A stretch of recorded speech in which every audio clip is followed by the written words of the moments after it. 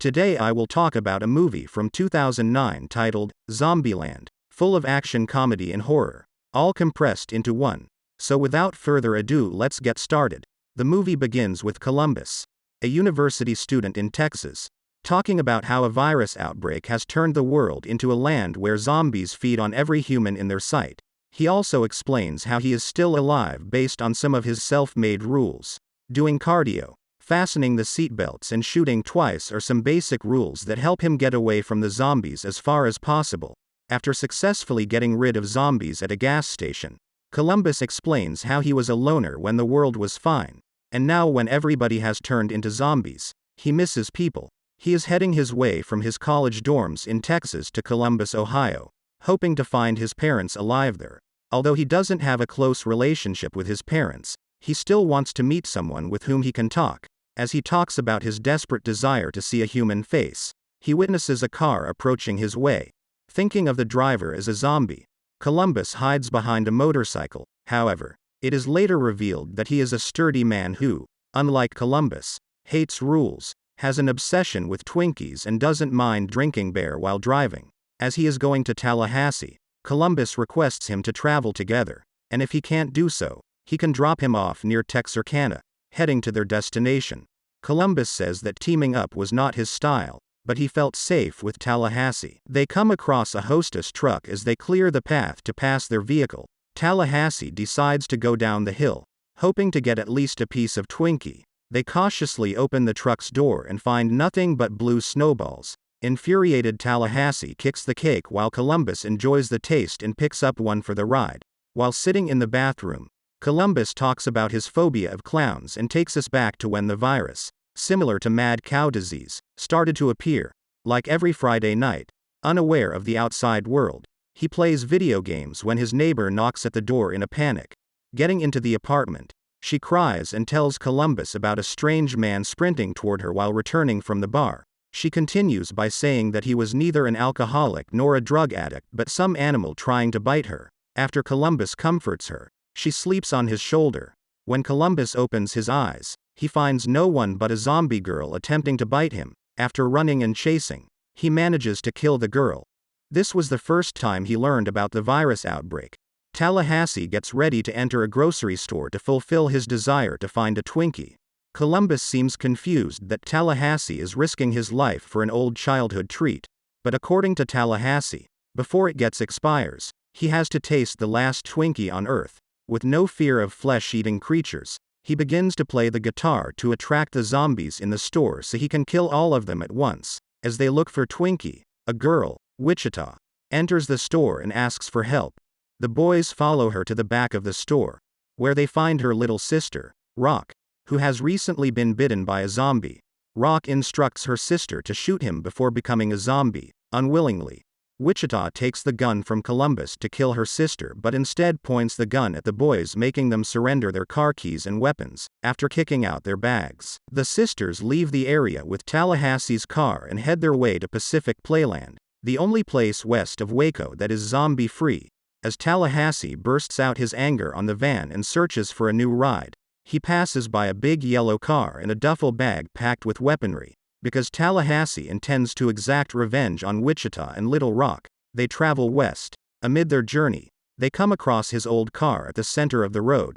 Columbus is instructed to stay down the road in case of trouble as Tallahassee investigates. With no one in sight, he signals Columbus to pick him up. Before they can leave, it is revealed that Columbus was taken hostage by Little Rock, who then signals her sister to come out and take the car's front seat. This is not the first time the sisters deceived someone. Even before the plague, they were con artists. The group has decided not to point guns at each other but to drive together peacefully.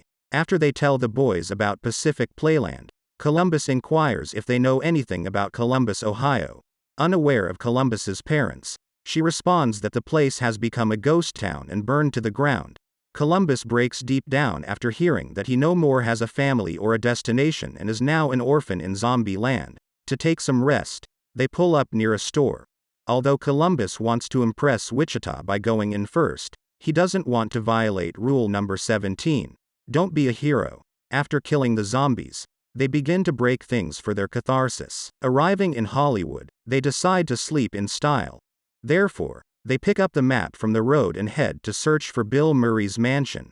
Columbus brings Little Rock to see Ghostbusters in Bill Murray's private screening room and inquires if her sister has a boyfriend and, if not, what her type is. As Tallahassee and Wichita search the area, they discover Bill Murray alive. He has survived by imitating a zombie. And since zombies won't attack other zombies, he is free to explore the city as he wants. They plan to pull up a prank on Columbus because he is likely the first to get easily scared. Unaware of the situation, Columbus accidentally shoots Murray and kills him. Tallahassee breaks down while playing Monopoly and confesses that he lost his kid, Buck, to zombies. He and Little Rock shoot works of art as Columbus and Wichita indulge in alcohol to ease their grief. They almost share a kiss but are interrupted by Tallahassee, who needs Columbus's help to move the couch. The following morning, Little Rock and Wichita depart, fearing that any other relationship will sever their sisterly bond. After reaching the park, they switch on all the power, making all the nearby zombies get attracted by the noise and light. As they enjoy the ride, they are attacked by the zombies who are now chasing them in the park. Soon, using a ride, the girls can find temporary protection. On the other hand, Columbus declares that he will pursue Wichita because he wants to be with her, but according to Tallahassee, he shouldn't make himself too available for her.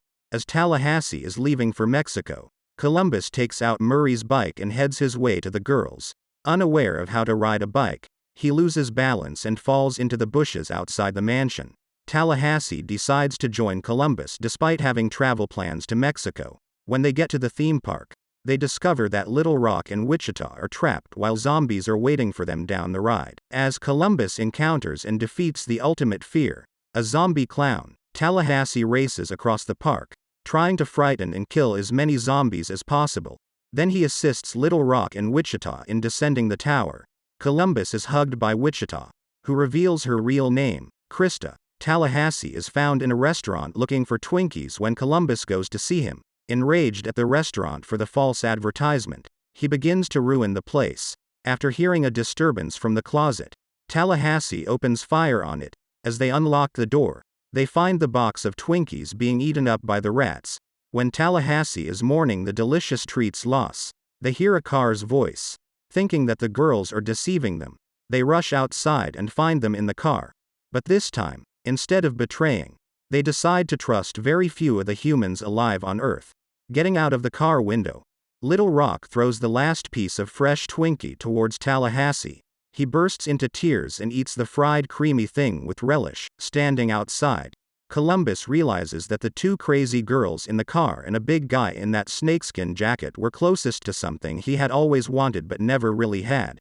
The movie ends with the group leaving the park searching for a new residence after realizing they are now a family who care about each other and help in times of need. Thanks for watching. Please like, share and subscribe for more recaps like this.